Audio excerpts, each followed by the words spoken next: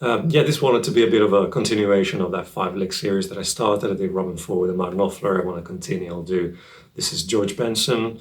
I play a lot of jazz funk, so I tend to listen to a lot of this style of music. And always good to have some more licks under your fingers. George Benson obviously is as good as for this kind of stuff. So I wanted to have a bit of a mix of licks from the 60s era to the more modern smooth jazz albums without going on to the obvious affirmation and the big tunes, so to speak. Yeah, so these are the 5 licks. Okay, so the first lick is from Groovin, and it's in A major 7, and he's basically spelling out the triads: F sharp minor, E, D, C sharp minor, B minor, and A. So these are all the diatonic triads. Okay, and I'm quite liberal in in the picking. I think the best, I'm alternate picking. But I think probably the most efficient way of picking this would be up, up, down, down, up, down, down, down. Okay, so that's probably a way if you want to practice some picking patterns, so to speak. But to me, it's always been whatever is the most. I'm quite liberal in the way that I pick, so to speak. And there's this sliding A major scale going back from C sharp, so to speak. So yeah, that's the first lick. The second lick is from Songs and Stories. It's a bit more recent, and it's in a tune called Exotica, which is a really great groove. Quite simple 2-chord tune. Usually goes from A minor to E minor 7, but the bridge, this lick is in the bridge where it goes from A minor 7 to E major 7. And the lick starts with a bunch of fourths. And then it's quite a bebop style lick.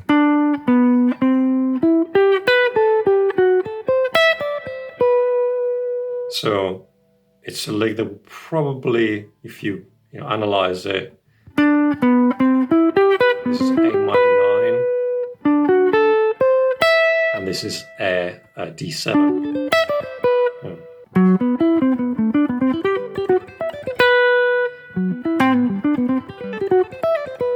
Okay, you can use some, I think he picks every note,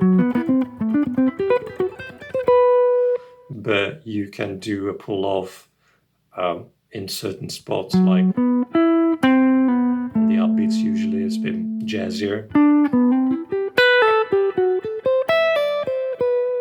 Okay, something like that.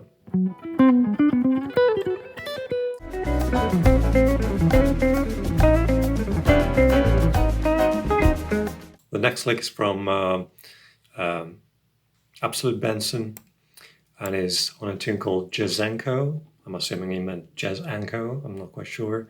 But it's like a classic, like West Coast blues, 3/4 jazz blues, very much influenced by Wes Montgomery. Even this phrase to me is very much a Wes Montgomery phrase. So it's on the A7 going to A flat 7 in terms of the harmony.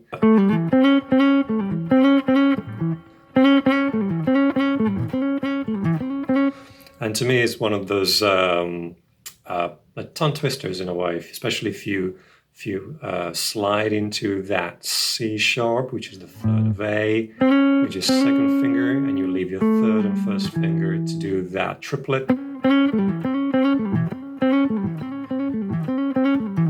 It kind of flows quite well. So again, that phrase, so it starts with a triplet.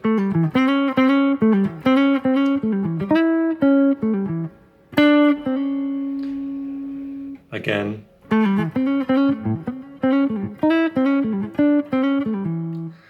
then it goes to A flat.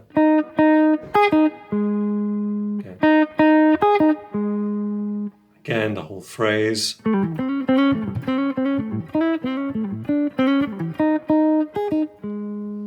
So it's quite smooth in the way that it moves.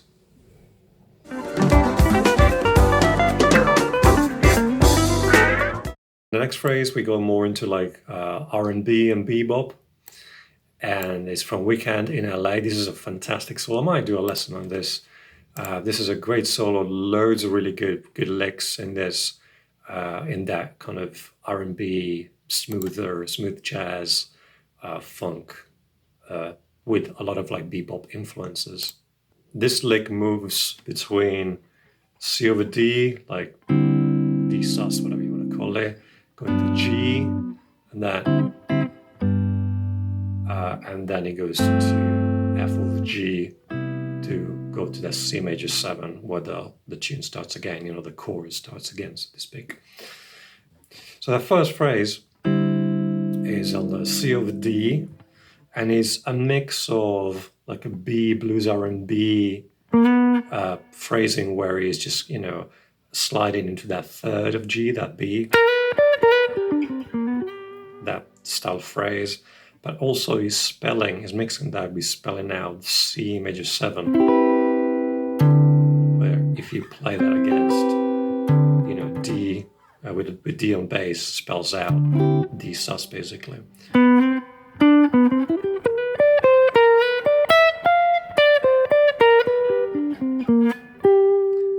That's the phrase. And then he plays a very quick 2/5 to C major. He's basically spelling out again. To me, that's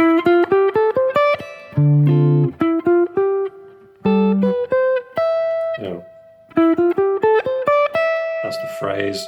And he's basically going D minor, G7, C major. You can see this in many ways, but to me, this is one way of seeing that little lick.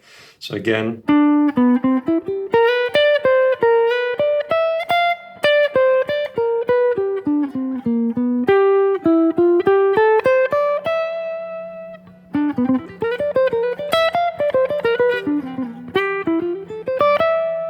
That's the phrase. So you can see that it's more about the feel rather than being totally accurate and clean. It's about being smooth and the flow of the phrase, so to speak.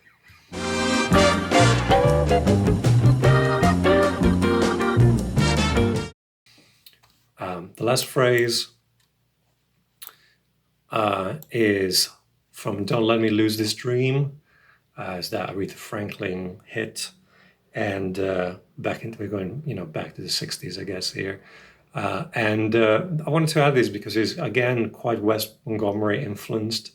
And it features like this cascade of diminished chords.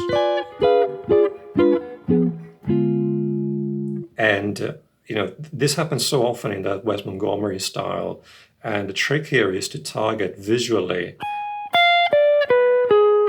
the top note, so that you can have, the diminished shape for that top, the top part, the top set of strings, and then 2 shapes for the middle set of strings, and 2 shapes for the low set of strings.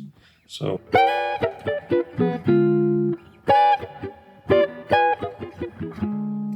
And then the phrase goes.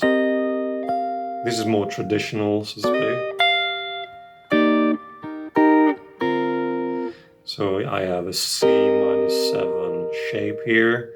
We're at the 11th.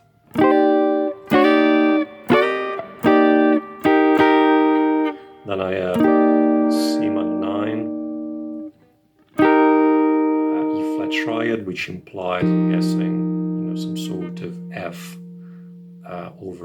E flat over F. And then a B flat 6, 9. So, this is very, very common kind of gospel